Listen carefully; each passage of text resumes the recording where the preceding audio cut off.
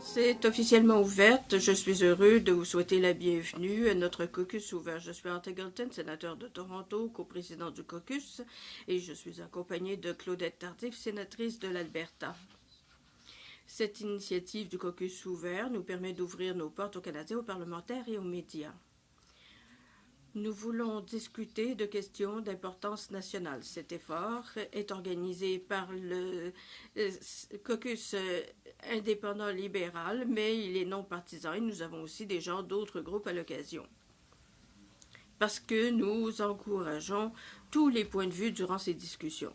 Aujourd'hui, nous allons entamer la deuxième partie de nos discussions sur la robotique et l'intelligence artificielle, plus particulièrement dans ses applications militaires. Les nouvelles classes de robots peuvent être efficaces, réduire les charges, réduire les blessures et les morts de soldats, que ce soit des exosquelettes ou des véhicules autonomes. Les progrès actuels exigent l'intervention humaine en matière de décision. Toutefois, 6 pays travaillent à intégrer pleinement l'intelligence artificielle aux technologies militaires, ce qui pourrait augmenter le recours aux armes autonomes sur les champs de bataille. Bien qu'une lettre ouverte voulant qu'on interdise les armes entièrement autonomes ait été signée par 3105 chercheurs en robotique et en intelligence artificielle, il n'y a pas eu d'accord international quant au contrôle humain qu'on devrait trouver dans de tels cas. Pour traiter de ce sujet important, nous allons discuter des aspects légaux, éthiques et stratégiques que posent les progrès technologiques dans l'application militaire. Du point de vue logistique, il y a du café au fond de la salle, si vous en voulez. Nous avons un service d'interprétation. Les appareils sont sur la table. Et pour ceux qui sont dans la salle, quel canal est l'anglais et lequel est le français? Les canaux 12 et 13 à la table, ce sont les canaux 1 et 2. Nous encourageons les gens de l'auditoire à participer. Agnès peut être informée. Vous lui indiquez votre nom, d'où vous venez, quelle est votre entreprise ou l'institution à laquelle vous travaillez. Et nous pourront entendre vos commentaires et questions durant la discussion. Il y a 2 micros, les numéros 6 et 29, ou du moins je vois les chiffres de ce côté-ci. Et vous avez jusqu'à 3 minutes pour poser vos questions ou faire vos commentaires. Je vais laisser ma coprésidente dire quelques mots. Un plaisir de vous souhaiter la bienvenue à cette rencontre du caucus ouvert et je tiens à remercier les conférenciers d'avoir accepté de nous rencontrer ce matin. La discussion d'aujourd'hui porte sur la robotique et l'intelligence artificielle et en particulier sur les applications militaires qui en découlent. L'évolution des technologies militaires présente divers avantages et défis. Au moins 6 pays travaille à l'intégration complète de l'intelligence artificielle dans les technologies militaires, ce qui pourrait accroître l'utilisation d'armes autonomes sur le champ de bataille. Il n'existe aucun accord international sur le niveau de contrôle humain qui devrait exister sur le champ de bataille. Afin d'étudier cet important sujet, nous discuterons des défis juridiques, éthiques et stratégiques que représentent les progrès de la technologie dans la mesure où ils s'appliquent aux opérations militaires. Alors, sans plus tarder, passons aux présentations de nos conférenciers. We have a panel of, Nous avons un groupe d'experts dans ce domaine qui aujourd'hui nous parleront. Il en manque un pour l'instant, j'espère qu'il pourra arriver bientôt. Nous allons commencer par Jeremy Littlewood, qui est chargé de cours à la Norman Paterson School of International Affairs à l'Université Carleton. Avant de se joindre à l'école en 2007, il avait travaillé à l'Université de Southampton. Il avait été détaché comme conseiller auprès du département de la contre-prolifération du ministère des Affaires étrangères du Commonwealth de Grande-Bretagne. Il a également été administrateur conjoint de la première classe au département des affaires de désarmement des Nations unies.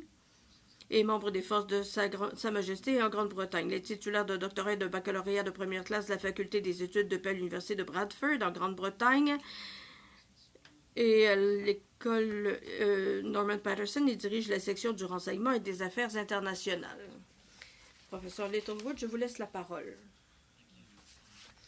Merci, sénateur, Monsieur le Président, membre du caucus ouvert. Permettez-moi de vous remercier de votre invitation à m'adresser à vous sur les implications de l'intelligence artificielle et de la robotique. C'est un honneur pour moi. Pour contribuer à cette discussion, je vais me concentrer sur les applications militaires en ce qui concerne les armes létales autonomes. Nous allons nous fonder sur l'expérience d'autres accords en matière de désarmement et de contrôle des armes. L'approche en cette matière peut sembler attirante. Toutefois, c'est loin d'être simple dans la pratique. En plus, si un accord d'interdiction se fonde sur les accords existants, il est essentiel de réfléchir à l'application pratique d'un tel accord au fil des ans. Cela veut dire qu'il faut penser aux difficultés d'application, de la détection, des enquêtes et de punitions relatives aux violations de cet accord, plutôt de se concentrer seulement sur les tactiques de négociation pour arriver à un tel accord. Les inquiétudes au sujet des ALA ou des robots tueurs, comme les appellent ceux qui préconisent de tels accords d'interdiction, se fondent sur des scénarios hypothétiques et fictionnels, compte tenu de ce que les ALA, avec ou sans intervention humaine, sont très rarement utilisés à l'heure actuelle. Ceux qui préconisent l'interdiction des ALA disent qu'il y a une raison centrale à cela, c'est-à-dire que ces armes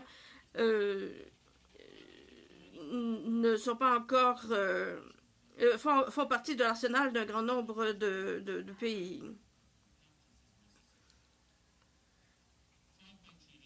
On a souvent traité 5 traités d'interdiction d'armes pour interdire les ALA, c'est-à-dire la Convention de 1972 sur les armes biologiques et toxiques, la Convention de 1993 sur l'interdiction des armes chimiques, le protocole 4 de la Convention relative aux lasers aveuglants, le traité contre les mines terrestres de 1997 et la Convention contre les armes sous munitions de 2008.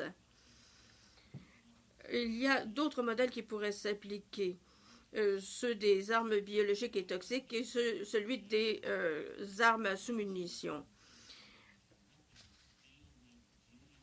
Il s'agit d'armes connues, bien concrètes. On interdit les objectifs plutôt que les armes elles-mêmes. Par exemple, la toxine du botulisme peut être administrée pour contrôler les spasmes musculaires, mais on ne peut pas les utiliser dans les bombes ou les missiles. De la même façon, le chlore peut être utilisé à des fins légitimes, entre autres comme désinfectant pour rendre l'eau potable, mais son usage comme arme est interdite. Ni le chlore ni la toxine du botulisme sont interdites en soi, mais leur utilisation est limitée à certaines fins.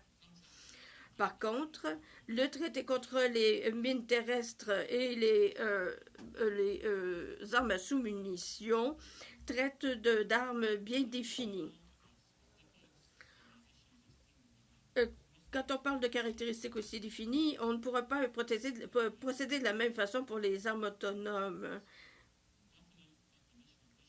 Les questions de définition, comme celle de l'autonomie, ou qu'est-ce qui constitue une arme, ou le contrôle humain, ou les notions d'intervention ou non-intervention humaine sont essentielles pour l'application de tout accord futur. Les distinctions entre les armes autonomes et non autonomes peuvent porter seulement sur les codes logiciels ou d'autres procédures de décision ou de non-décision.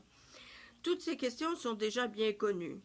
La campagne pour mettre fin aux robots tueurs a pour principe d'éviter qu'on interdise l'intervention humaine pour les attaques et des décisions tactiques et d'attaque.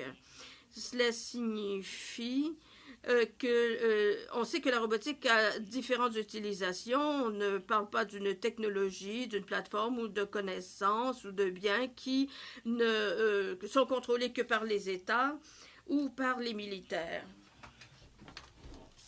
Ces questions échappent au contrôle des États, mais ils sont entre les mains de toutes sortes d'intervenants dans plusieurs pays. Et il faudra avoir des structures avec plusieurs gouvernements. Il ne faut pas oublier non plus que les gouvernements sont liés par l'article 36 du premier protocole additionnel de la Convention de Genève qui exige une étude des nouvelles armes pour voir si elles respectent les règles de la guerre. Il faut donc que vous considériez plusieurs questions en ce qui concerne l'interdiction d'armes autonomes. Les dimensions militaires sont un sous-ensemble des dimensions civiles et la division entre les deux n'est pas facile à faire.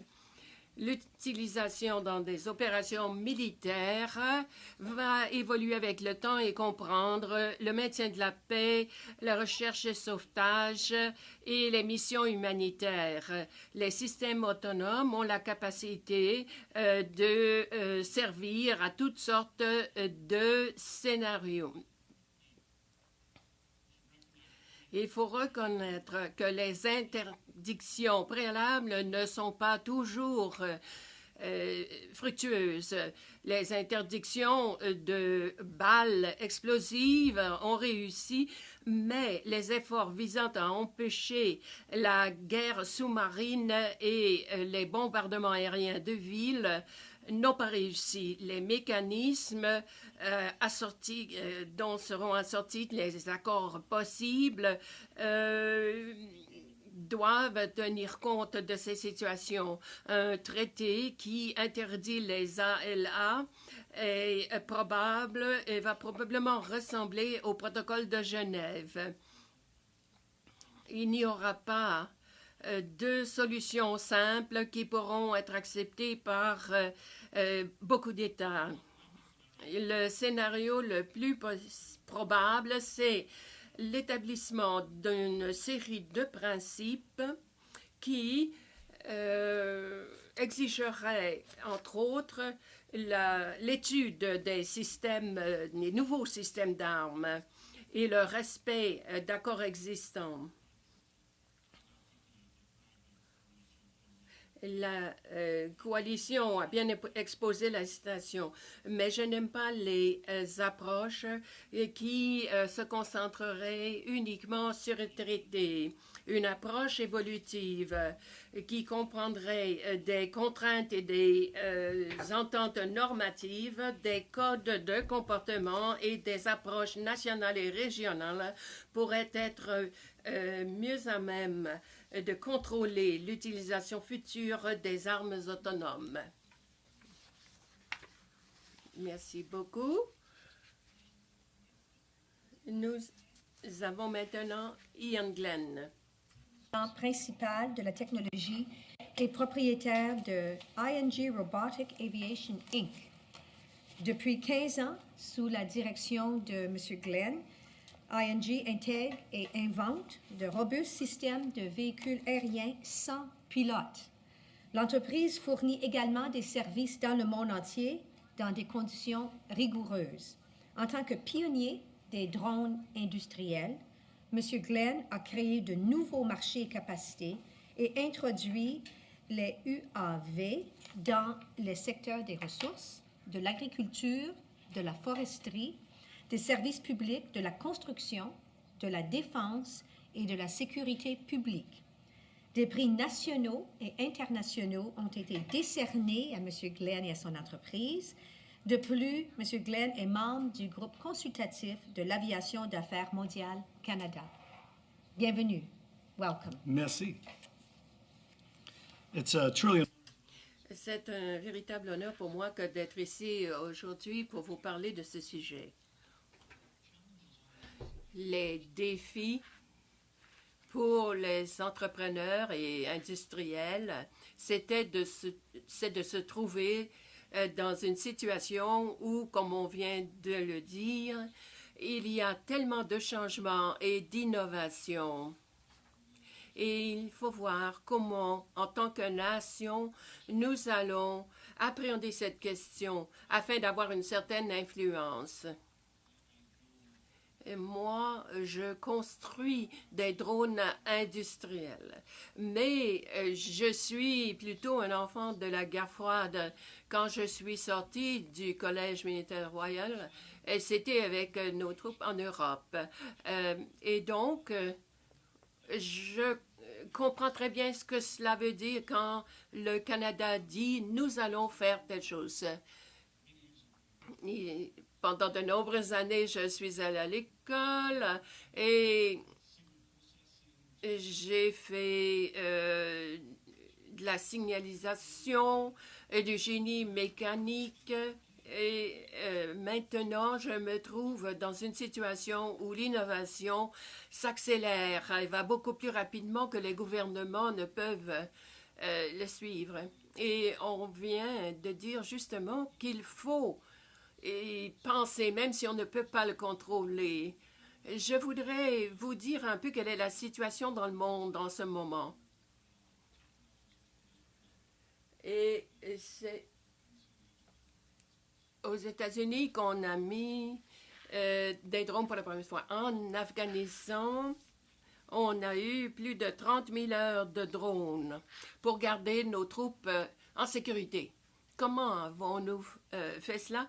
Et ce n'étaient pas des drones portant des armes, mais ils surveillaient le territoire. Et on a fait la même chose pour la marine 2011 à 2014. Notre mission était alors dans l'océan Indien et nous cherchions des gens qui étaient des trafiquants de drogue ou des pirates. Et ces robots, la nuit, étaient capables de voir des gens qui faisaient des choses illégales. Et donc, on savait que la technologie fonctionnait. Il était possible d'utiliser des robots dans des situations très difficiles. Et donc, aujourd'hui, nous construisons beaucoup de systèmes, entre autres un hélicoptère dont les Nations unies se servent à des fins humanitaires. Nous avons un avion, et il y a des photos là, qui peut être en vol pendant 8 heures, et le gouvernement s'en sert à des fins de sécurité. Et on a également des avions qui peuvent voler pendant plus de 20 heures. Alors, il y a toute cette technologie. Et on peut s'en servir à des fins humanitaires, par exemple lors d'inondations pour assurer la sécurité alimentaire, etc. Donc, ce n'est pas seulement militaire. Si vous regardez maintenant l'utilisation militaire des drones, eh bien, il y a eu des films qu'on a vus, et il y a des drones qui faisaient de l'espionnage. Mais cela a changé. Au Canada, il y a 200 000 drones commerciaux. Ces choses qui étaient au départ très grosses ne cessent de diminuer. Et dans le contexte militaire, l'ISO, par exemple, s'en sert l'État islamique s'en sert pour lancer des bombes sur des ennemis. Et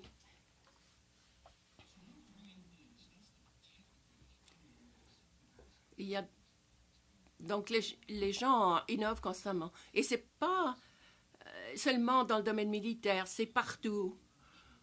Alors si on pense à l'IA et la robotique, La technologie est là, mais il y en a beaucoup qui maintenant convergent. Et on cherche à avoir des automobiles autonomes et on va avoir la même chose pour les robots. C'est une bonne chose, si on y pense, pour assurer la sécurité des airs. Les robots peuvent assurer la sécurité des avions civils. Le pilote moyen ne touche les commandes que pendant 7 minutes du vol. Tout le reste est automatisé. Et donc, du côté commercial, on veut avoir simplement à pousser sur un bouton pour demander au robot d'aller surveiller des récoltes, par exemple. Et on pourrait même dire que toute l'aviation pourrait être robotisée. On a pensé à l'homme qui intervient et qui n'a pas à intervenir.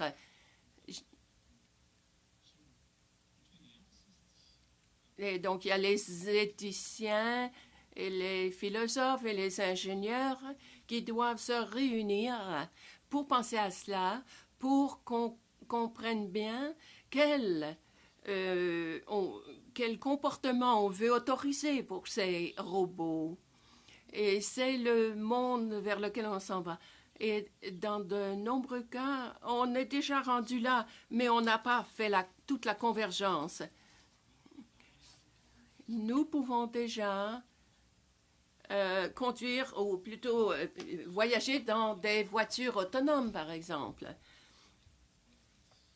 Et quand on réfléchit à toutes ces questions, la guerre électronique, la cyberpaix, les robots avec des munitions, en tant qu'ancien militaire, moi je pense que cette capacité de dire, bon, voilà, ça c'est un méchant, j'ai respecté toutes les règles et je vais le cibler avec précision. Ce n'est pas une mauvaise chose parce que c'est comme ça dans le domaine militaire. Mais il y a toute la question des contrôles. C'est ce qui reste à déterminer. Merci beaucoup. Très bien, merci beaucoup. Cela était fascinant et je suis certaine qu'il y aura beaucoup de questions.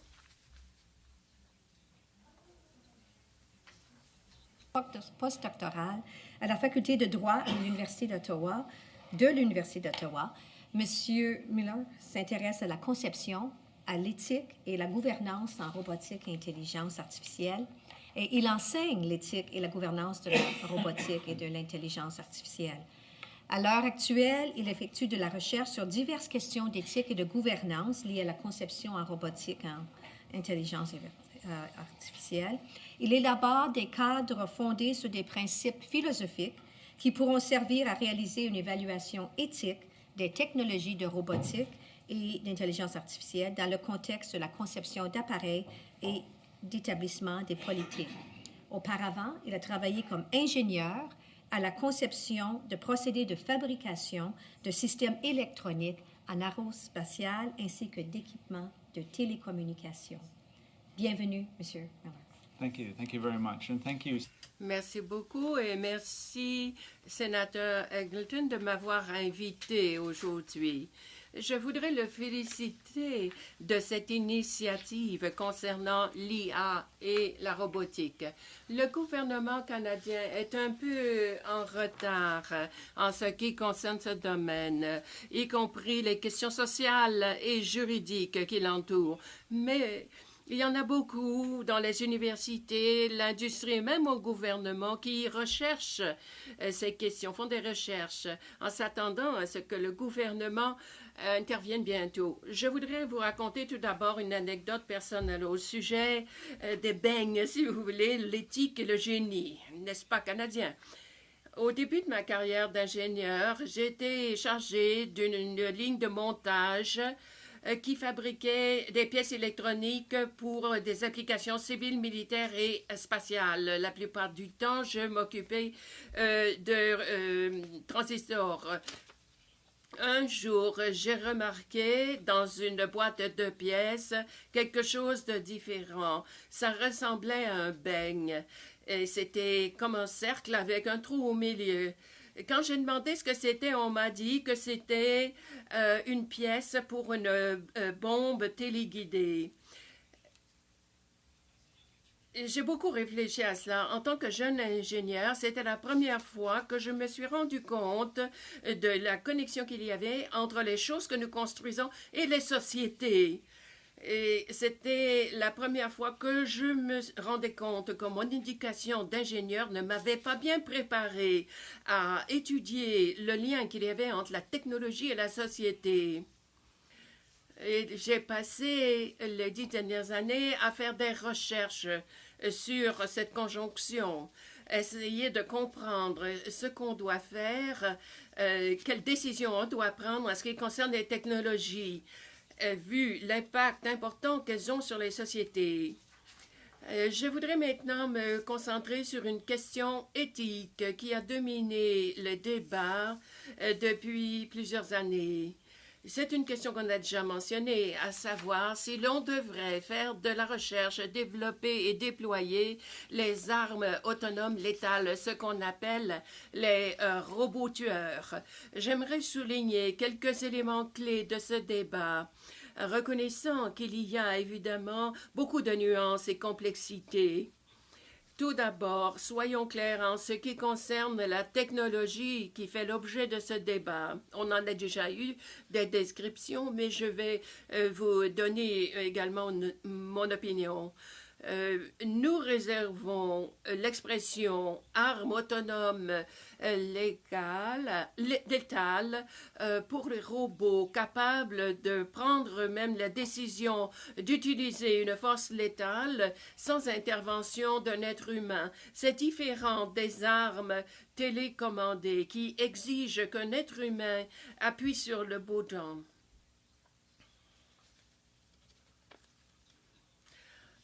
L'expression robot tueur nous fait penser par exemple au Terminator d'Hollywood, une autre invention canadienne qui malheureusement cela ne nous aide pas dans le débat. Les technologies actuelles ne sont pas aussi sophistiquées que le Terminator.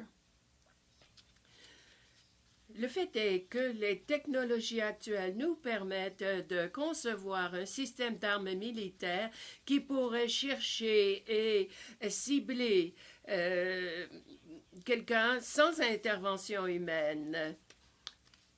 Cela soulève tout un débat, comme on le voit à la maison, ici au Canada et aux Nations Unies. D'un côté, on a ceux qui s'opposent à toute utilisation d'armes autonomes létales, et de l'autre côté, on a des gens qui, en fait, sont pour et ont toutes sortes de raisons pour justifier leur position également. Ce qu'il y a d'intéressant là-dedans, c'est qu'on a commencé à utiliser un autre concept important, à savoir le contrôle humain significatif au niveau international. Les débats tournent autour de ce concept. La plupart des pays ont adopté une position qui souligne l'importance du contrôle humain. Mais les positions varient également en fonction des définitions qu'on donne à cette expression. Ce qui est clair, cependant, c'est que prendre une position en ce qui concerne la recherche, le développement et l'utilisation des armes autonomes létales exigera qu'on adopte également une position sur le rôle que le contrôle humain doit jouer. J'ai été invité à témoigner sur cette question aux Nations Unies en 2015. Malheureusement, à la réunion, la position canadienne officielle était en fait inexistante. Les Nations unies, maintenant, ont officialisé ce processus, ce débat. Le Canada, maintenant, doit élaborer une position officielle pour se préparer à ces débats. Et j'espère que les fonctionnaires vont consulter les experts. Je vais conclure en soulignant 2 domaines de recherche dans lesquels j'ai travaillé et qui sont importants pour appuyer la position politique du Canada sur les armes létales autonomes. D'abord, j'ai travaillé avec l'Institut de robotique de l'Université de Colombie-Britannique. Nous avons fait une enquête sur l'éthique et la gouvernance de ces systèmes létaux autonomes. Puisqu'on ne sait pas quelle est la position légale de ces systèmes, nous pensions que c'était une façon d'informer le débat. Dans notre étude, une majorité des participants ont indiqué que les ALA ne devraient pas être mis au point ou utilisés et ont manifesté leur préférence pour les armes qu'on utilise actuellement. C'est la même chose dans d'autres enquêtes qui ont été faites sur le sujet. On reconnaît que les sondages ne sont pas suffisants pour former les politiques, mais nous pensons que qu'ils sont importants du point de vue légal, mais aussi du point de vue de la confiance de la population. Et je vais organiser un atelier que vous avez financé par la R&D pour la défense. Nous travaillerons ensemble pour mieux comprendre les contrôles humains et leurs relations avec les options en matière de politique dans le contexte canadien. Notre but est de mettre au point différentes possibilités selon les résultats de l'atelier. Alors, la robotique militaire et l'intelligence artificielle posent des problèmes éthiques complexes qui font en sorte que les bombes téléguidées semblent de peu d'importance en comparaison. Mais nous sommes bien en mesure ici de résoudre ces problèmes. Je vous remercie de nous avoir écoutés. Merci à tous les 3 de nous avoir présenté ce sujet. Nous allons, je suis sûre, avoir de nombreuses questions à vous poser. J'ai le sénateur Down à ma liste.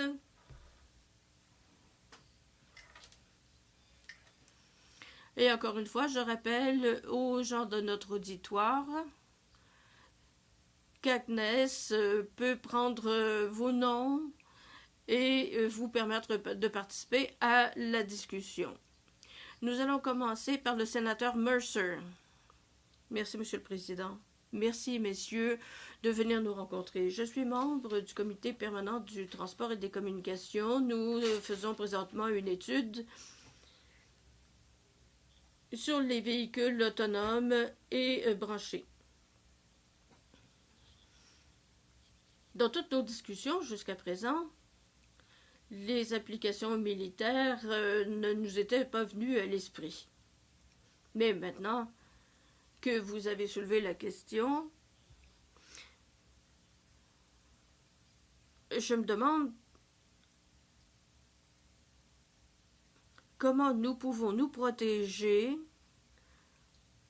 contre l'utilisation des véhicules contrôlés autonomes qui pourraient être utilisés pour transporter des bombes sans intervention humaine. Comment nous protéger?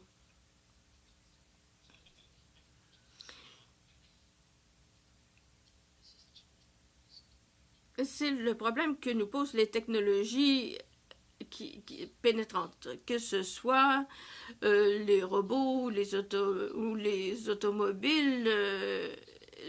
La technologie est là. Comment peut-on se protéger? Du point de vue de l'aviation, nous pouvons avoir des mesures qui nous permettent de détecter et de détruire des robots qui pourraient être utilisés à des fins néfastes. ce n'est pas simple du point de vue technologique. Mais plus un véhicule est autonome, moins il dépendra pour son utilisation de systèmes qui lui sont externes. Si le système utilise un GPS, on peut toujours bloquer le GPS, mais si l'appareil est capable de déterminer lui-même sa position, alors nous n'aurons pas beaucoup de recours. Dans les faits, on peut aujourd'hui construire une voiture qui se rendra à sa destination elle-même. Le fait qu'il y aura des explosifs dans cette voiture n'a rien à voir avec la technologie, en fait. Comment résoudre ce problème? Eh bien, je n'ai pas vraiment de réponse pour vous. Merci, sénateur. Dans ce contexte, quand on pense aux problèmes que vous mentionnez, il faut reconnaître que toutes les structures de sécurité devront être hiérarchisées. Il est certain que les véhicules autonomes pourront poser des problèmes. Si on veut éviter que ces véhicules soient utilisés comme engins de la mort, eh bien, il faudra prévoir des contrôles relativement aux explosifs ou aux précurseurs qui servent à fabriquer les explosifs. Il faudra avoir d'autres mécanismes qui permettront de contrôler le terrorisme. Il faudra des mécanismes autres que ceux qui sont liés à l'automobile. Pour faire une automobile piégée, il faut une automobile et une bombe. Alors, le contrôle ne sera pas seulement du côté de l'automobile. Il faudra avoir une vision un peu plus holistique, plutôt que de ne traiter que de l'aspect automatisation du problème, bien que cet aspect soit aussi important. Je voudrais faire une brève observation.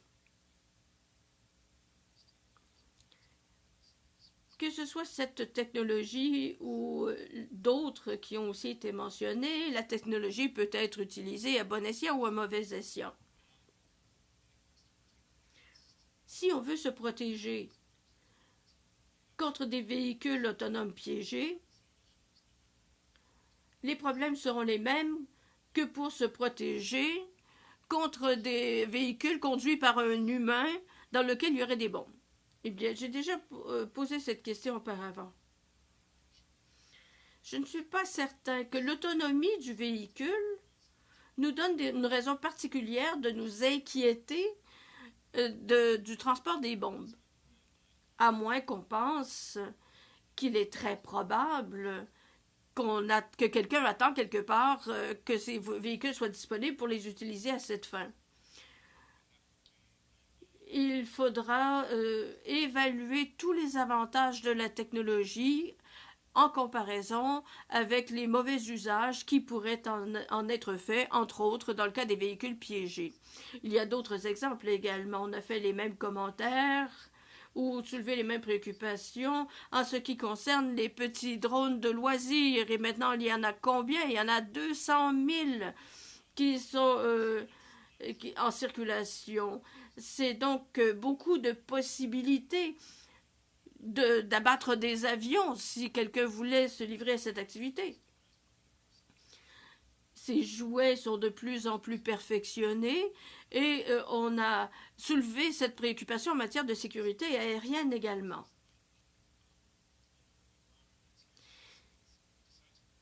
Si on décide de rendre ces technologies disponibles à la population, nous décidons alors d'accepter les risques qui les accompagnent et dans une certaine mesure, nous comptons sur le bon côté de l'humanité, comme ça a été le cas pour les drones.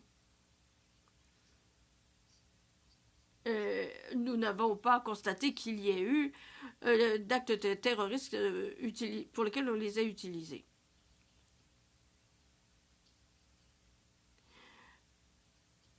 Quand on utilise un véhicule autonome, on n'a pas trouvé un volontaire pour s'entourer de bombes. Et ça ouvre des possibilités. Ce dont vous n'avez pas parlé, C'est des applications militaires positives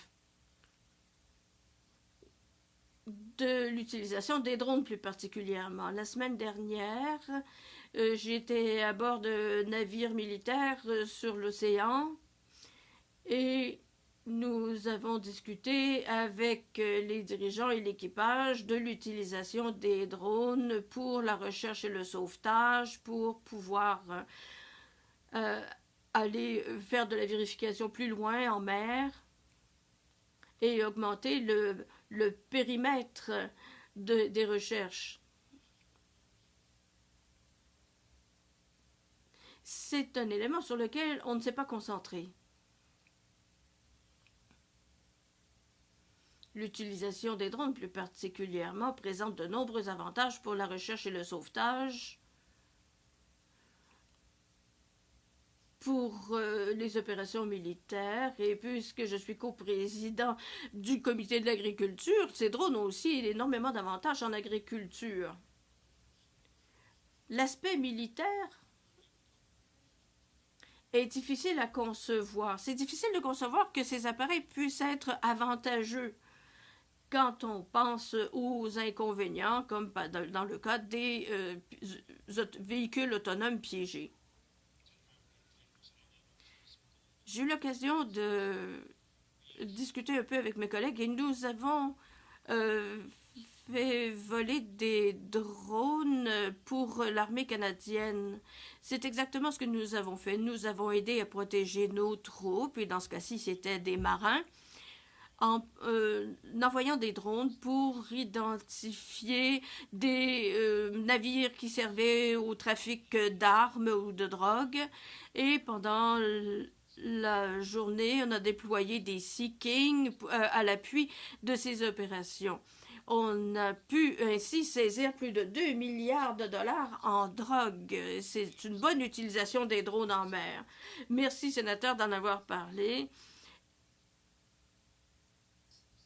Oui, merci.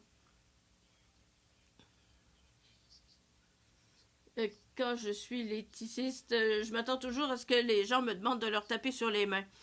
En fait, dans le cas des drones, ces appareils peuvent avoir des applications formidables. C'est une technologie très prometteuse. Le débat sur les ALA, du moins dans la façon dont il se déroule au niveau international, montre que le problème n'est pas les drones, mais plutôt les drones qui ont une caractéristique très particulière, c'est-à-dire la capacité d'appuyer sur la gâchette sans intervention humaine. C'est ce qui inquiète les gens. Le problème, ce ne sont pas les drones qui sont utilisés dans des missions partout au monde. À l'heure actuelle, ces drones, en grande mesure, sont téléguidés par des humains qui prennent les décisions de cibler ou d'ouvrir le feu sur une cible quelconque.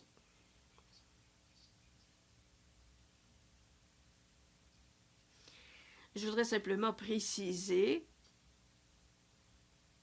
que pour prendre position contre cette technologie, ceux qui s'opposent à l'utilisation des ALA ne s'opposent pas d'une façon générale à l'utilisation des drones, mais simplement à cette caractéristique particulière qui les inquiète. Sénateur Day, je vais essayer de poser ma question. J'aurais besoin d'un peu d'intelligence artificielle parce que mon corps me laisse tomber un peu.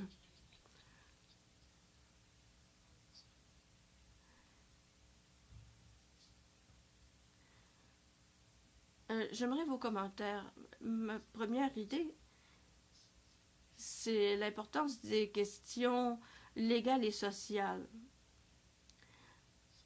Il y a des questions légales et sociales liées à l'application militaire.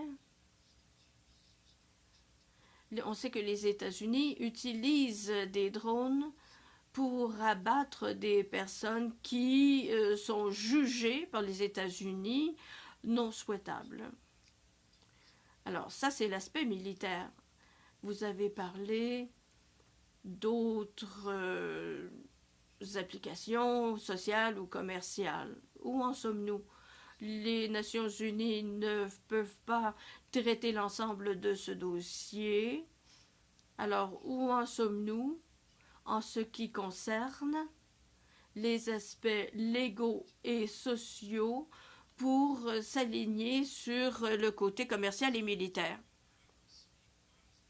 Bon, je ne suis pas un avocat, donc je ne peux pas me prononcer dans ce domaine. Du point de vue des questions légales, je vais faire des commentaires généraux, mais s'il y avait un avocat ici, je suis sûre qu'il pourrait apporter des précisions à mes commentaires. C'est une simple mise en garde. Du point de vue légal, d'après ce que je comprends, il y a encore des questions à résoudre. On se demande encore si les ALA seraient en mesure de satisfaire au droit humanitaire international. Certains disent que ces appareils pourront satisfaire aux exigences, d'autres disent qu'en aucun cas, ces armes ne pourront satisfaire aux exigences.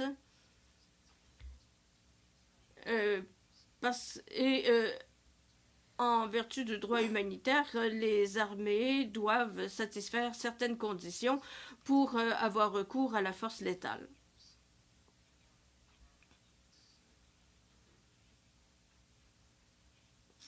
D'autres font valoir que la légalité n'est pas vraiment le problème dans le cas des ALA. Il y a des enjeux légaux en ce qui concerne les drones, il y a des précédents, ces appareils sont utilisés, on sait comment ça fonctionne. Mais dans le cas des systèmes militaires futurs qui sont proposés, ceux qui pourront décider de tuer de leur propre chef, on se demande si, même en satisfaisant aux exigences du droit humanitaire international, il y aura néanmoins des problèmes éthiques. On se demande si c'est à tort qu'on déléguerait cette décision à une machine. Donc, il y a deux côtés à l'argument relativement à cette technologie. Pour décider si oui ou non, bon, supposons que le Canada veut adopter une position en matière de recherche et de développement relativement à ses armes létales autonomes, eh bien, il faudra comprendre ce qui nous inquiète expressément si nous avons des inquiétudes. Est-ce que c'est seulement l'aspect juridique ou si, en plus, il y a d'autres inquiétudes d'ordre éthique? Cette question de la délégation de la décision à l'intelligence artificielle ou un appareil. Si c'est ce dernier cas qui existe, alors la position sera bien différente. Ce n'est pas la même chose que s'il s'agissait uniquement de préoccupations juridiques. D'autres réponses?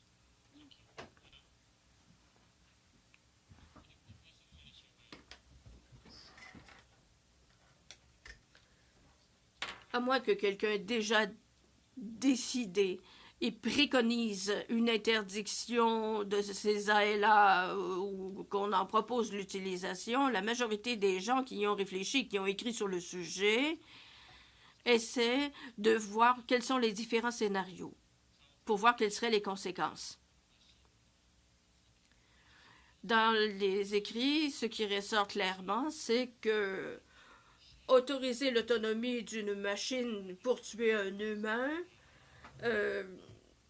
peut être jugé répréhensible. On dit que c'est aller trop loin. Et il y a toutes sortes d'objections humaines à cela. Mais les machines qui deviendraient des machines, ça, c'est un peu différent. Est-ce qu'on peut avoir un système de défense automatique qui va nous nous prémunir contre les missiles, les torpilles, etc. Je pense que ce débat devra évoluer et qu'on en viendra peut-être à avoir des positions où on dirait que des machines peuvent tuer des humains. Les situations conflictuelles évoluent et donc il y aura un aspect dynamique à ce débat. Mais il y aura des principes et des croyances de base, mais il est peu probable qu'à ce stade-ci, qu'on puisse vraiment prendre une décision finale parce qu'on ne sait pas comment ça va évoluer. Eh bien, il faut qu'on reste en contact parce que nous avons un rôle à jouer en tant que personnes élaborant des politiques et des lois. Et donc, il faut rester en contact avec des gens comme vous pour identifier les problèmes. Mais est-ce que je peux poser une question? Monsieur Glenn, qui est allé à notre école favorite, le Collège militaire royal. Vos antécédents, passant du côté militaire au côté civil, m'a amené à penser qu'il y avait beaucoup de progrès technologiques qui viennent du côté militaire. Vous vous souvenez, la course vers la Lune, il y a des années, il y avait tellement d'idées civiles qui, en fait, avaient découlé d'activités militaires. Mais maintenant, que ce soit l'intelligence artificielle ou la robotique,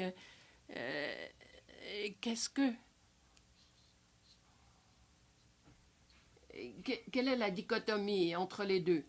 Et merci beaucoup pour cette question. Eh bien, c'est justement la distinction que j'essaie de faire. Dans ma vie, passer des technologies utilisées dans le contexte militaire au contexte commercial, c'est ce que j'ai fait. On l'a vu. Les pionniers de l'aviation étaient les pilotes de la Seconde Guerre mondiale. Et la pénicilline, le radio, le GPS, maintenant les drones, ça vient du contexte militaire.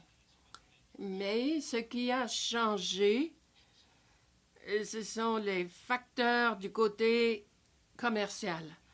On vit dans un monde où il y a Apple, Facebook, Amazon, et ce sont eux qui sont les principaux leviers technologiques. Ils ont beaucoup d'argent, ils peuvent faire ce qu'ils veulent.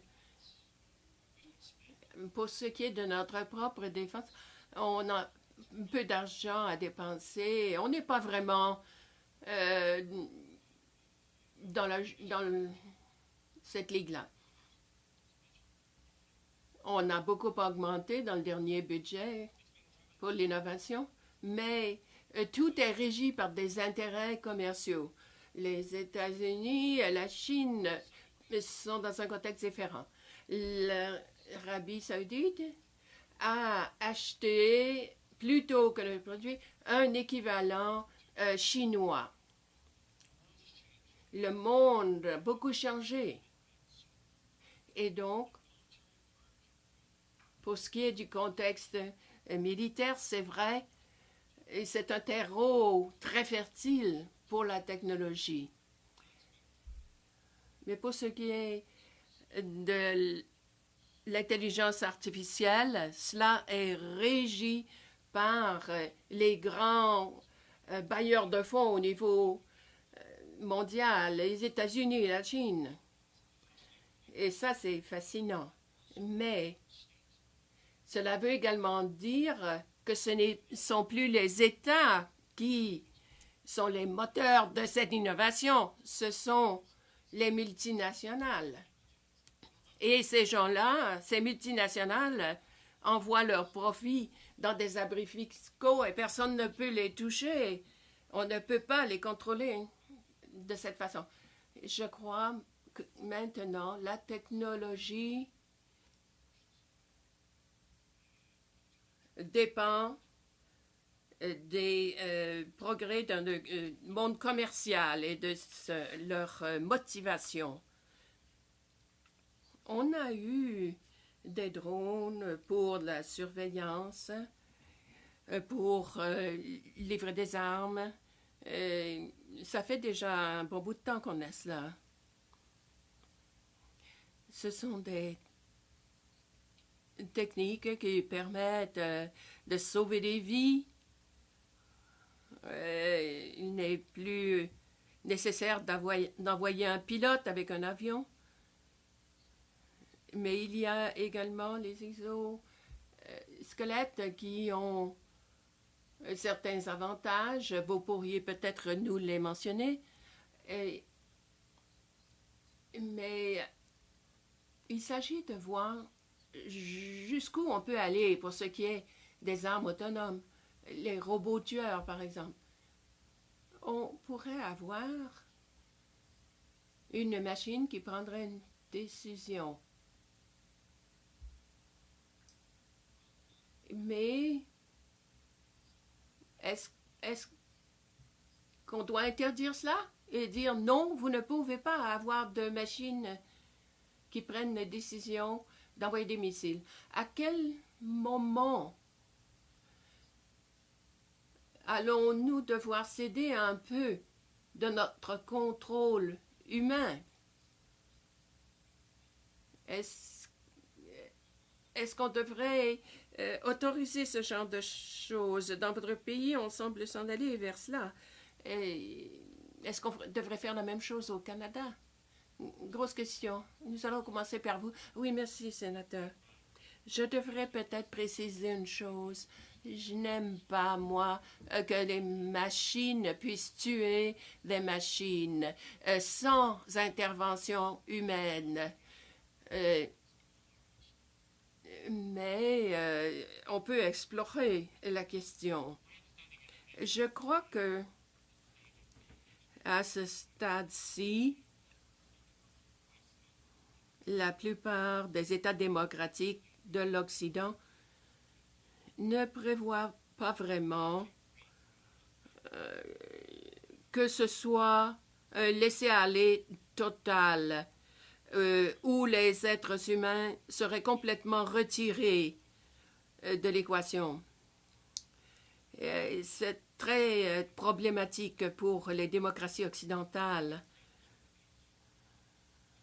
qui veulent respecter le droit international, les règles de la guerre, etc. Je n'ai pas de données bien précises, mais pour ce qui est de mes inquiétudes au sujet d'une interdiction d'armes létales ottomanes, c'est que ça peut avoir l'air bien beau sur papier, mais ne pas donner grand-chose en pratique. Et les accords de contrôle des armes sont ratifiés par des pays et ils peuvent choisir de ne pas être liés par ce genre de convention. Avec le temps, le droit international évolue. Un pays peut rejeter un traité, choisir de ne pas le ratifier et d'utiliser ces ALA. Et donc, on pourrait avoir des approches fort variées et je pense que c'est une des raisons pour lesquelles certains États de l'Occident font cavalier seul parce qu'ils pensent qu'il vaut mieux avoir quelque chose dans quelques années qui serait accepté par plus de pays plutôt que d'aller très rapidement et d'avoir de nombreux pays qui le rejetteraient. Que ce soit une interdiction totale ou une limitation, ce sera un débat très ardu. Bon, je vais intervenir si vous le permettez. Moi, ce que j'aimerais entendre ou lire quand je vois qu'il y a des gens qui disent que c'est nécessaire d'avoir ces armes, j'aimerais qu'ils nous donnent un scénario qui ferait distinction entre les armes autonomes et celles qui sont téléguidées. Il semble y avoir, d'après ce que j'entends, des définitions, des raisons pour lesquelles on a besoin des armes autonomes. Ces raisons sont obscures. Il ne semble pas que ce soit pour sauver des vies, les vies de soldats ou de pilotes. Ce n'est pas vraiment pour des missions humanitaires. Les technologies actuelles, en fait, sont des versions de systèmes d'armes. Et donc, ceux qui sont pour devraient nous présenter un justificatif qui nous permettrait de bien comprendre pourquoi c'est nécessaire d'avoir ces armes autonomes.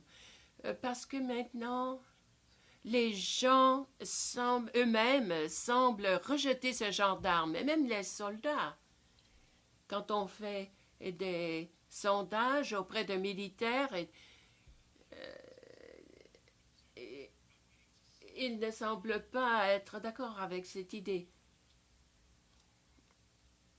J'aimerais voir ces arguments qui pourraient vraiment me convaincre qu'on ne peut pas s'en passer et qu'il faut avoir ces armes létales autonomes. J'attends toujours ce genre d'arguments. Je n'en ai pas encore vu. Oui, je suis d'accord. On n'a pas présenté d'arguments vraiment probants. Mais il nous incombe à tous de nous réunir pendant des jours, des semaines, pour envisager toutes sortes de scénarios. Et pour chaque scénario, se demander, est-ce qu'il y a vraiment des raisons qui peuvent justifier cela? Alors, il faut se demander, vu ce qu'on réussissait à faire auparavant, ce que ces nouvelles armes vont apporter de plus. Et il incombe à ceux qui sont pour ces armes d'envisager tous ces scénarios où, en fait, ça peut être nécessaire ou non. Bien, moi, je ne suis qu'un ingénieur et j'essaie de simplifier les choses pour les comprendre. Quand on pense aux robots tueurs, je pense par exemple aux mines terrestres intelligentes, la seule chose qu'il y a qui les distingue, c'est la mobilité. Une mine intelligente, elle, est fait plus de distinction que les mines ordinaires et par exemple, va tenir compte s'il s'agit d'un enfant. Mais un robot, lui, ne fera pas ce genre de distinction. Et est-ce qu'il y a un rôle à jouer semblable à celui que nous avons joué pour les mines terrestres? Et deuxièmement, y a-t-il il y a un aspect technologique? Hein? On a utilisé des armes téléguidées en Afghanistan, mais on avait beaucoup de règles d'engagement. L'avocat et le commandant devaient s'entendre pour dire qu'il fallait s'en servir. Est-ce qu'on est capable de décider cela, d'avoir ces règles d'engagement inscrites dans l'intelligence du robot? Bon, alors voilà, ce sont mes deux questions. Il y aura des gens qui vont venir de Mines Canada qui vont nous parler de cette question. Merci beaucoup. Plutôt que d'avoir des machines qui tuent des machines, pourquoi ne pas avoir des machines qui aident des machines? Moi, je ne veux pas parler de ces capacités létales dans le contexte militaire. Je veux plutôt parler de l'aspect humanitaire. Vous savez parler de secours en cas de sinistre et d'aide humanitaire. Et le Canada est toujours présent lorsqu'il s'agit d'avoir de telles missions. Je voudrais savoir si ce qui se passe dans le monde de la robotique à ce sujet, qu'est-ce qui pourrait se faire à l'avenir et comment les gouvernements pourraient-ils utiliser la robotique dans ces domaines? Eh bien, moi, je dois vous répondre que je ne sais pas. Moi, je me concentre plutôt sur les effets délétères, si vous voulez, de cette technologie. Et alors, pour ce qui est de la robotique, de l'intelligence artificielle et de leurs utilisations en temps de paix, je n'ai pas vraiment de détails à vous fournir. Et vous? Je pourrais parler très longtemps, mais je ne le ferai pas. En fait, c'est un rôle clé ou crucial pour les robots. Et c'est une mission très canadienne. Par exemple, regardez s'il y a des traces de pas dans le nord de l'Ontario, dans la neige. Et on peut trouver quelqu'un.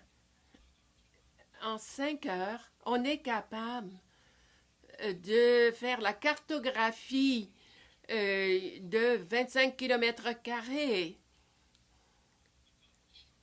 Il y a la destruction et si on envoie un robot, on peut faire la cartographie très rapidement et on sait immédiatement où il faut envoyer de l'aide. Et avec cela également, ces robots, on peut avoir plus de communication et être mieux à même d'aider ceux que nous allons envoyer dans ces missions humanitaires. Le Canada n'a pas vraiment réfléchi à ce processus, mais dans d'autres parties du monde, c'est plus avancé. Par exemple, nous avons un hélicoptère qui est déployé pour les Nations Unies et il sert à faire la cartographie des réfugiés. Alors, c'est un rôle énorme. Une question complémentaire. Vous êtes tous des universitaires? Oui, il y en a deux. Oui, 2 universitaires. Et vous, vous êtes un homme d'affaires. Qu'est-ce qui arrive dans le monde universitaire? Est-ce qu'on insiste suffisamment sur la recherche et le développement dans ce domaine? Il y a beaucoup de jeunes novateurs au Canada qui, selon moi, sont laissés pour compte parce qu'on n'utilise pas les ressources dans ce domaine. J'ai eu plusieurs jeunes qui m'ont dit qu'ils avaient beaucoup de bonnes idées pour la robotique et ils aimeraient travailler dans le monde universitaire pour développer ces nouvelles idées.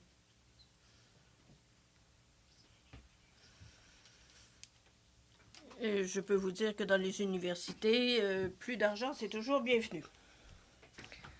Vous avez raison.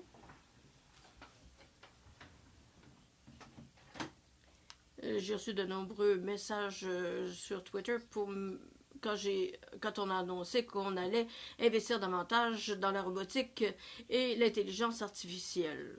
Depuis plusieurs années, on a vu d'autres pays faire des progrès et investir dans la robotique et l'intelligence artificielle. Et nous attendions que le Canada réagisse.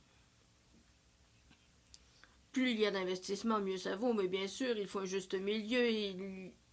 Il y a des investissements qui sont faits maintenant. Je pense que c'est un progrès intelligent qui va permettre de créer des groupes et des laboratoires dans les universités qui veulent accroître leurs ressources, pas seulement dans le domaine technologique, mais aussi dans le domaine de la gouvernance. Moi, je travaille principalement dans le domaine des véhicules autonomes. Il y a des questions de politique qui doivent être élaborées pour mettre en place cette technologie une fois qu'elle sera au point. On a parlé des drones. Je suis sûre que vous avez constaté les efforts qui ont été déployés pour trouver des moyens légaux de faire voler les drones partout. Ce n'est pas un domaine simple, mais il faut que ces règles soient établies. Ça fait 20 ans. Sénateur Choyal. Merci, Monsieur le Président. Ce n'est pas par vice, mais je voudrais revenir sur la question juridique.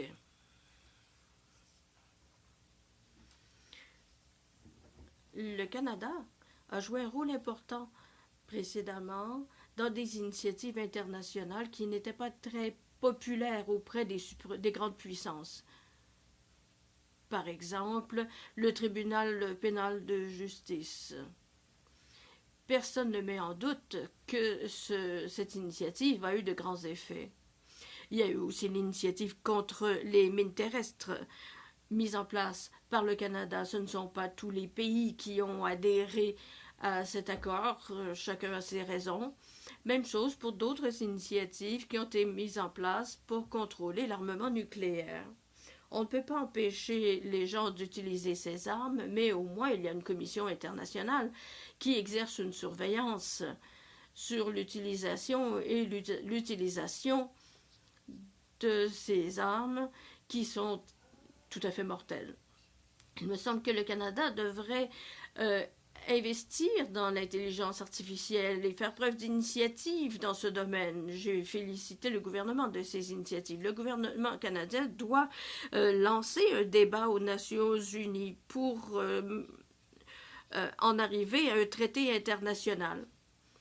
Bien sûr, la Chine et la Russie ne signeront pas un tel traité, Israël sans doute pas non plus, la Corée du Sud ou le Royaume-Uni non plus. Ils sont les principaux artisans de cette technologie, mais ça aura un effet à l'échelle internationale pour établir des directives. C'est une initiative que nous sommes bien en mesure de lancer. Nous ne pouvons pas rester en coulisses et attendre quelqu'un, quelque part, ait la bonté de prendre cette initiative. Ça, c'est rêver en couleur. Le secteur privé fait des investissements énormes dans ce domaine, comme vous l'avez dit. On est un peu dépassé par tout cela. Ce qui se produit du côté militaire va dépendre de ce que fait le secteur privé. Des emplois qui ont été abolis ont été remplacés par la robotique.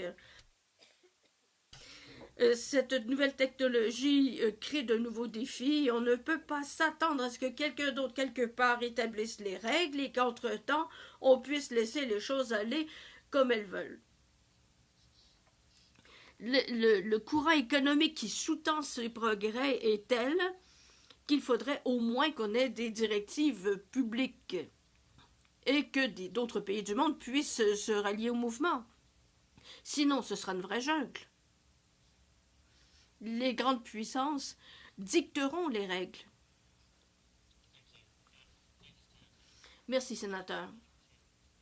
C'est important d'insister sur le fait qu'il y a des efforts qui sont entrepris dans ce domaine.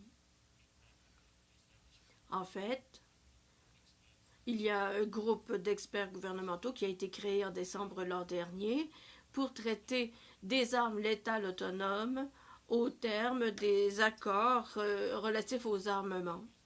Le Canada a fait des déclarations, il a participé, tout comme les États-Unis et d'autres pays.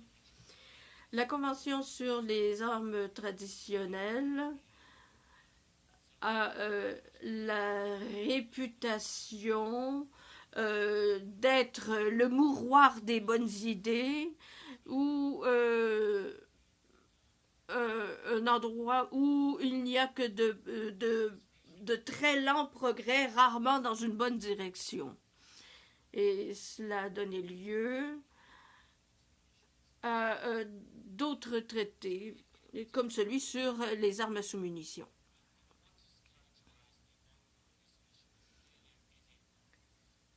Je ne dis pas que les discussions actuelles sont faciles, mais les considérations du gouvernement canadien doivent tenir compte de différents aspects.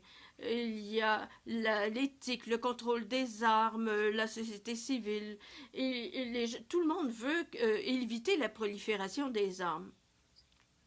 Mais il faut aussi se dire que quand on participe à des opérations militaires hostiles, on est à l'étranger avec nos partenaires en coalition et il est essentiel que nous puissions fonctionner de façon efficace pour garantir notre bonne contribution à cette mission, de même que pour garantir notre propre sécurité. Je n'appuie pas nécessairement la position du gouvernement actuel et des gouvernements antérieurs en soi, mais je dirais que le gouvernement, malheureusement, doit jongler avec différentes réalités et en fonction d'un avenir que personne d'entre nous ne peut prévoir dans ce domaine.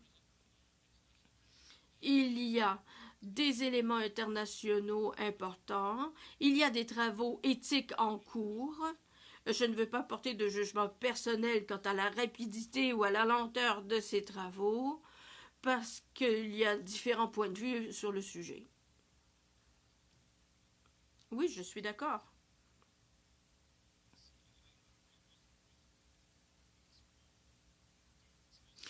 Toutefois, j'apporterai une nuance. Comme je l'ai dit dans ma déclaration, je pense qu'il est temps de faire une déclaration quelconque, même si elle doit être assez vague pour tenir compte des probabilités futures. Je pense qu'une déclaration, quelle qu'elle soit, serait meilleure que le silence. D'autres pays prennent position, que ce soit les grandes puissances ou d'autres, et nous devrions nous joindre au mouvement et avoir au moins quelque chose à ajouter au discours.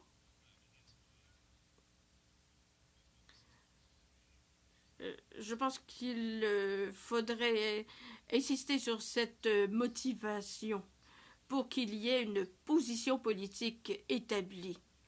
De cette façon, nous pourrons contribuer au débat. C'est tout? Bon, passons maintenant à l'auditoire.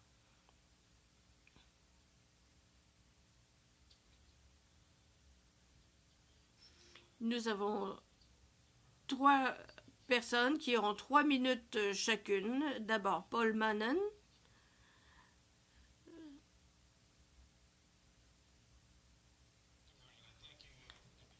Merci de me donner l'occasion de prendre la parole et merci de tenir cette réunion. Il faut qu'il y ait des réunions de ce genre au Parlement. Je suis heureux que le caucus sénateur indépendant ait décidé de tenir ces réunions ouvertes.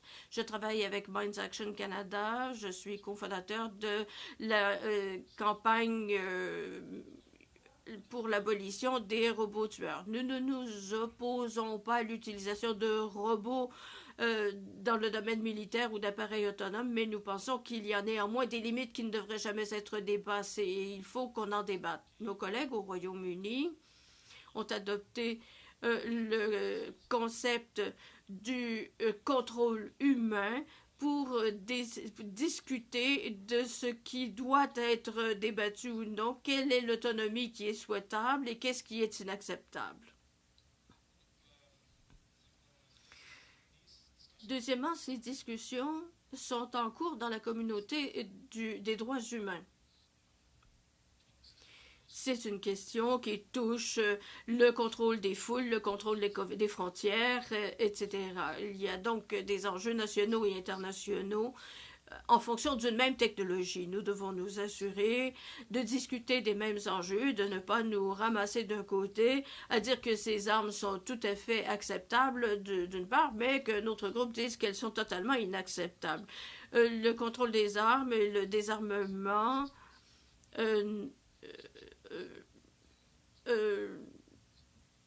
je voudrais pour ma part bannir les armes autonomes et on parle aussi de systèmes robotiques autonomes.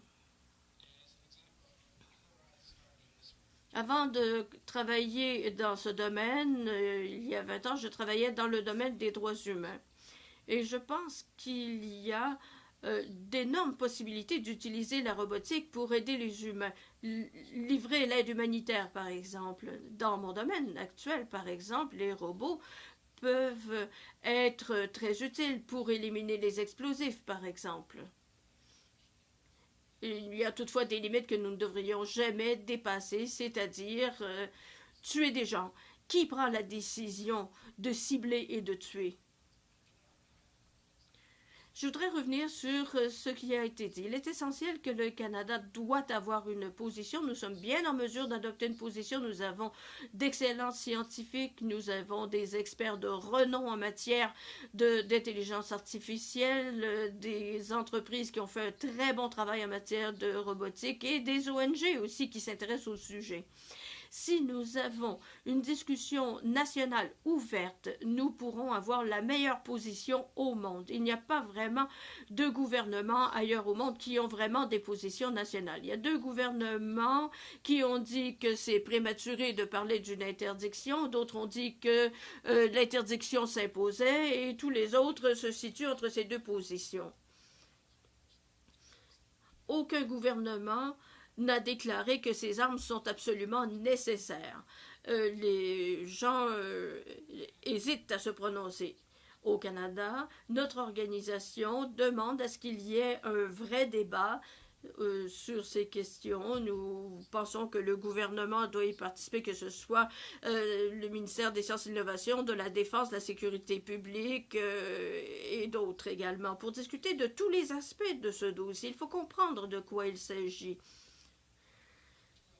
Il y a 2 leçons qu'on peut tirer du traité sur les mines terrestres qui célèbre son 20e anniversaire cette année. D'abord, si le Canada dirige, les autres pays vont se rallier.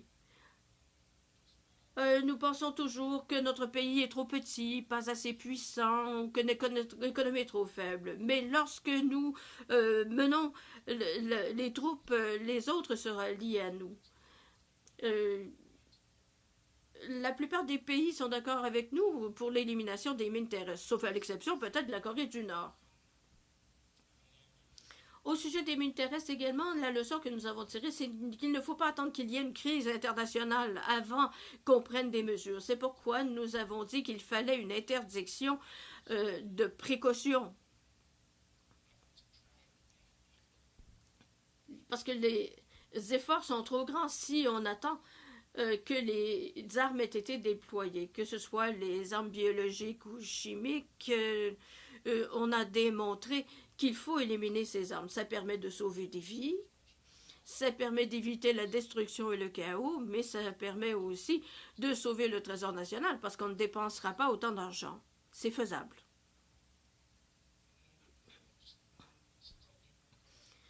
Et puisque je travaille beaucoup dans le domaine des mines terrestres, je voudrais préciser que les mines intelligentes sont des mines qui sont supposées se désactiver ou être neutralisées dans une certaine période. Les mines ne peuvent pas savoir si la personne est un enfant, un soldat ou un adulte. Et on sait que on veut éliminer ces armes de toute façon parce que ces caractéristiques ne sont pas très utiles. J'ai peut-être dépassé mes 3 minutes, mais je vous prie de m'en excuser. Aaron Hunt, de la même organisation.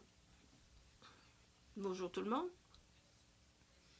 Je suis très heureuse d'être ici ce matin et d'ajouter un peu à l'équilibre des sexes. Comme Paul a dit, notre organisation fait partie de la coalition pour mettre fin aux robots tueurs. Je voudrais réagir aux propos intéressants de ce matin. Je suis désolée pour les interprètes parce que je vais parler très vite pour me limiter à 3 minutes. Il n'y a pas de double usage pour la fonction meurtrière. Il y a une double fonction dans l'utilisation militaire de différents robots, mais pour ce qui est de tuer, nous avons des collègues qui travaillent en robotique et me disent toujours qu'on peut avoir un robot armé qui patrouille des périmètres ou des territoires quelconques. Désolée d'avoir éteint mon micro.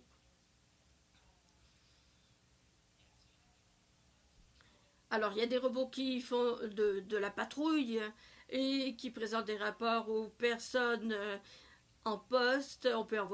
Ces robots peuvent envoyer des données, ils peuvent bouger, choisir leur direction. Mais là où il n'y a pas un double usage, c'est si le robot décide de tirer sur quelque chose. Il y a double usage pour les technologies actuelles et si la personne décide d'appuyer sur la gâchette. J'espère vous avoir bien expliqué la situation. On peut parler de technologie à double emploi tant qu'on veut, mais notre campagne s'inquiète de la décision d'appuyer sur la gâchette. Il n'y a pas vraiment de double usage dans ce cas. Pour ajouter la conversation sur les armes autonomes, nous n'avons pas amené un avocat de la campagne ce matin. Nous en avons un certain nombre.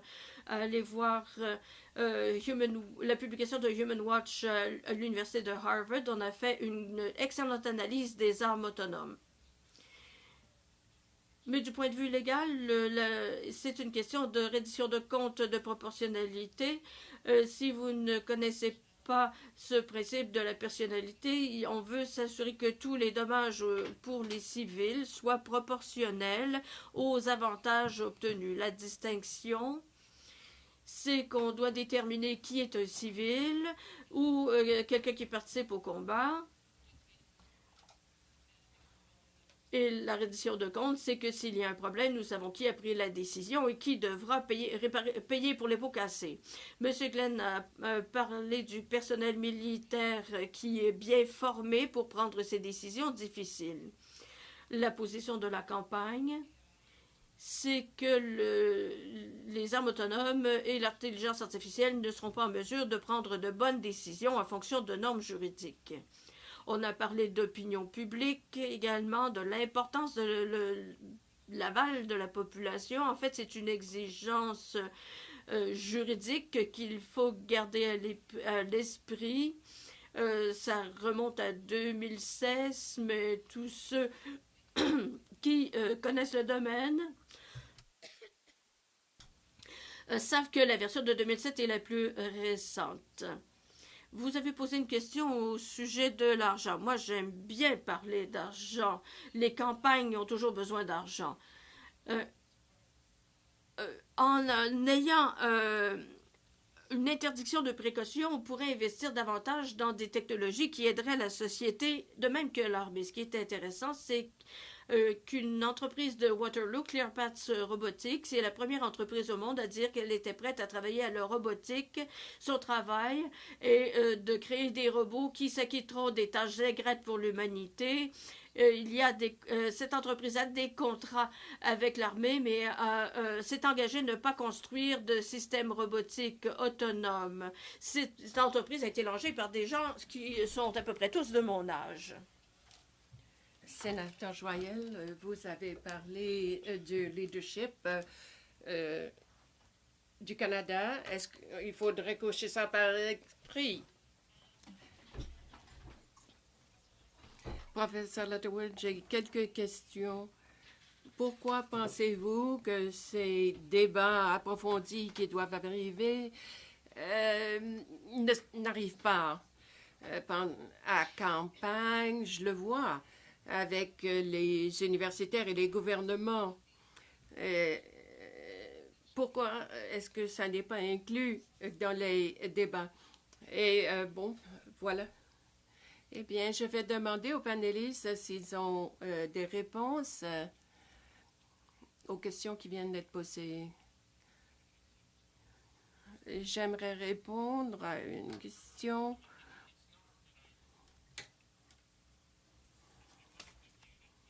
Je ne pense pas que la population est exclue de ces débats. À Genève, les débats sont relativement ouverts. Je ne veux pas vous donner l'impression qu'il y a des voix qu'on écarte.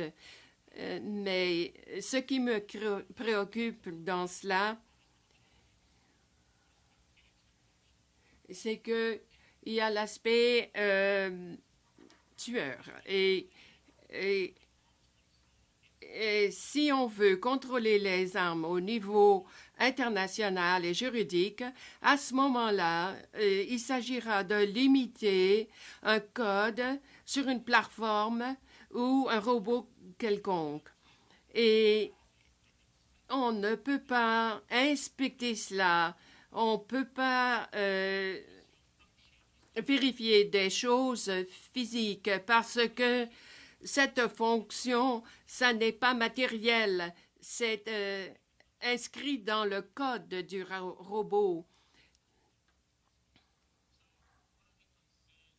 Et donc, une des raisons pour lesquelles je ne suis pas tout à fait d'accord avec ça, c'est que ce serait facile, et ça a été fait d'ailleurs, de trouver quelque chose de semblable au protocole de Genève pour les lasers aveuglants, par exemple. Mais on n'a pas d'organisation internationale pour faire respecter cela, à moins qu'on ne puisse définir ce qu'on veut contrôler. Et à ce moment-là, les pays pourraient inclure ça dans leur loi. On dit que les ALA ont été utilisés pour tuer des êtres humains. Et bon, il faut réfléchir à cette allégation. Cela veut dire qu'il faut que quelqu'un puisse aller sur le terrain pour voir s'il y a des preuves. Autrement dit, il va falloir avoir des experts qui connaîtront bien la façon dont on code un robot. C'est possible, mais c'est extrêmement compliqué. Et donc, je ne pense pas qu'il faudrait avoir un traité d'interdiction parce que les ONG qui, en général, sont d'accord avec ça. Bon, je comprends bien votre position et c'est tout à fait approprié pour un ONG, mais c'est extrêmement compliqué à faire. Si en droit international on dit il ne faut pas utiliser d'armes létales autonomes, c'est une chose, mais il ne faut pas se leurrer et penser que tout le monde va respecter ce traité. Et si vous voulez dire également qu'on peut faire enquête si il y a eu des gens qui n'ont pas respecté ce code, ce traité, eh bien, ce sera très difficile à faire et ça ne sera pas accepté par les pays qui vont développer ce genre de robots ou d'armes. Alors, je ne pense pas que cela se fera. Je n'ai pas vraiment confiance. Avoir quelque chose d'équivalent à ce qu'on a pour les lasers aveuglants, ou peut-être qu'on pourrait avoir. Si on a un traité d'interdiction, il faudrait avoir un organisme qui pourra surveiller la situation, et ça, c'est extrêmement complexe et je ne pense pas que ça se fera. Très bien. En passant, pour ce qui est de l'équilibre entre les sexes, on a demandé à des femmes également de venir comme panélistes, mais il n'y a que les hommes qui ont accepté. Oui, à la table, il y a des femmes, oui, c'est vrai. Et bon, une autre personne, Caitlin Group, adjointe du sénateur Day, qui essaie de ménager sa voix. Et ma question fait suite à la question du sénateur Monson et je m'adresse à M. Glenn. Et il s'agit des applications gouvernementales. J'ai été adjointe en photographie aérienne. On a commencé par quelque chose de très gros, puis ça a été numérisé. Et au Canada, c'est un domaine assez restreint. Mais vous avez parlé de désastres naturels et qu'on pourrait avoir de meilleures données. Mais nous, on faisait plutôt de la cartographie pour les incendies de forêt, pour les routes.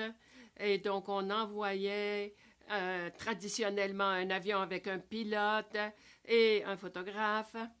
Et donc, quand pensez-vous qu'on pourra éliminer le facteur humain, puisqu'il s'agit d'une industrie assez bénigne, si vous voulez? Oui, bon, merci beaucoup. Eh bien, ce n'est pas une question de technologie du tout. La photographie aérienne a une résolution d'environ 30. C'est à peu près ça, des pixels de cette grandeur-là. Alors, c'est logique d'utiliser un robot dans ce cas-là parce qu'on peut avoir une résolution de 2 cm seulement et non pas 30. On peut maintenant voir à 0,2 cm, on peut voir des rivets à une traverse de chemin de fer, par exemple. Et donc, on peut se déplacer dans l'espace en toute sécurité. Et au Canada, il y a 33 000 avions avec des pilotes. Et ici, on a les drones qui sont capables de voler au-delà de la ligne de visée. À ce moment-là, l'industrie aurait plus de capacité. Je peux vous comparer les coûts. Quand on est allé chercher des traces, des pistes d'orignal dans la neige, on a utilisé un Airbus, un hélicoptère Airbus de 7 sièges. Et on a dû atterrir un moment et on a utilisé 340 litres de carburant. On a cartographié que 40% du nord. Il y a les incendies de forêt. Il y a les pipelines. Nous avons la technologie pour tout voir ça, mais on n'a pas de politique à Transport Canada disant que les robots peuvent voler en toute sécurité. Quand ils vont adopter cela, cette position, à ce moment-là, notre industrie pourra devenir chef de file dans le domaine des aéronefs sans pilote. On a parlé du Canada et de la possibilité qu'il adopte un rôle de leadership dans ce domaine et l'aborde des politiques. Vous avez dit qu'il nous fallait des principes directeurs. Pourriez-vous nous dire quels devraient être ces principes utilisés pour élaborer la politique du Canada à cet égard? Merci, sénatrice. Pour être franc, je ne suis pas trop certain de ce que je pourrais inclure dans cette liste de principes directeurs, surtout parce que j'ai suivi toute la chose de l'extérieur plutôt que de l'intérieur. Erin et Paul ont été plus actifs que moi à Genève et les principes directeurs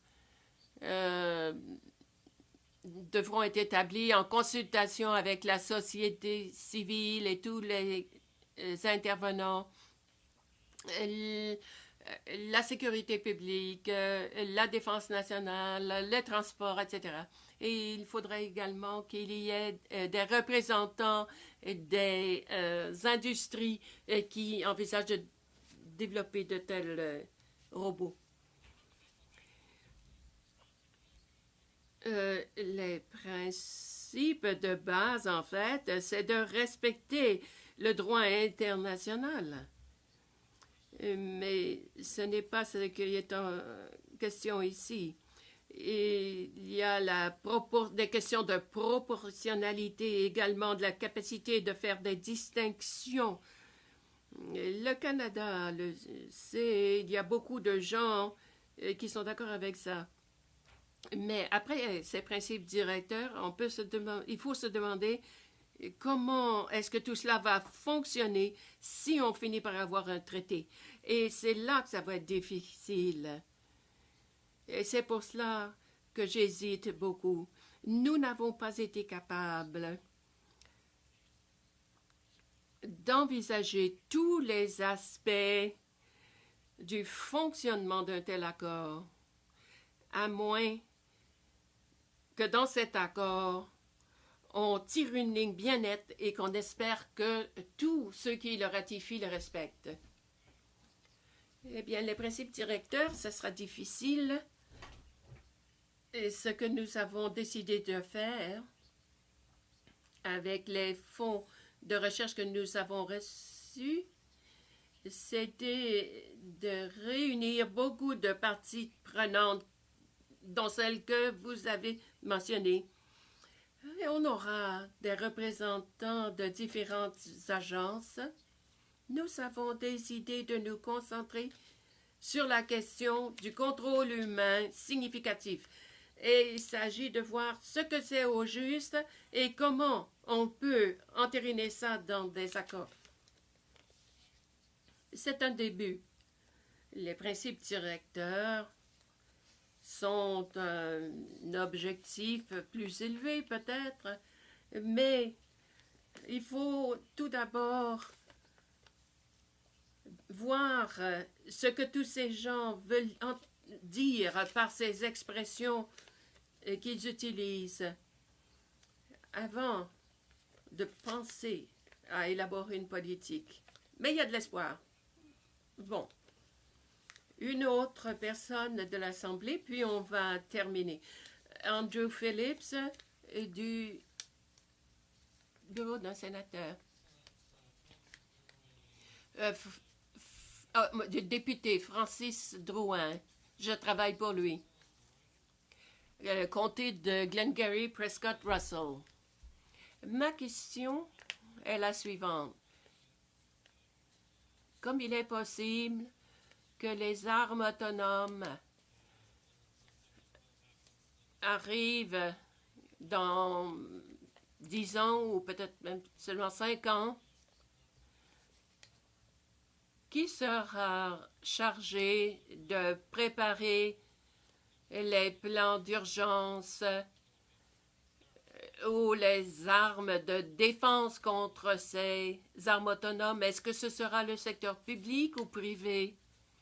Et ma question s'adresse aux panélistes et aux sénateurs également. C'est une chose qui me préoccupe. Et il faut être prudent parce que cela pourrait être létal. Et de petites réponses concises seraient bien appréciées. Merci de votre question. Je vais commencer par dire que je ne crois pas que cette technologie soit inévitable. Et je crois que nous avons maintenant une fenêtre où on voit qu'il y a des développements à l'échelon international qui pourraient amener des armes autonomes, mais les gouvernements hésitent beaucoup. Ils ne sont pas vraiment enthousiasmés par ce genre d'armes autonomes. Donc, on peut débattre de la question, comme pour toutes les autres technologies. Si on décide de ne pas en avoir, bon, c'est vrai qu'il y en a d'autres qui pourraient décider d'en avoir, mais cela n'enlève rien à notre position en tant que pays. Alors, je ne pense pas que ce soit inévitable. D'autres observations pour conclure, peut-être? Non? Bon, très bien. Merci beaucoup. Je crois que nous sommes beaucoup plus informés grâce à cette réunion. Et le sénateur Joyal nous a donné de très bonnes idées quant à ce qu'il convient de faire. Ensuite, on a eu d'excellents panélistes pour explorer cette question. Je les remercie beaucoup.